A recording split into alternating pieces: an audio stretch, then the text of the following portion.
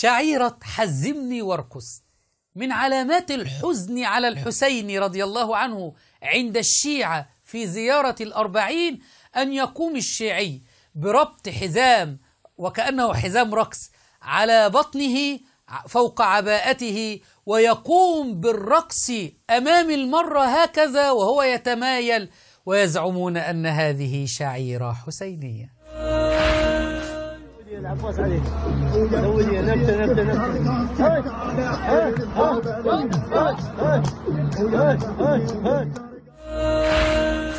يزعمون أن هذا من الدين، ولئن سألتهم ليقولن إنما كنا نخوض ونلعب.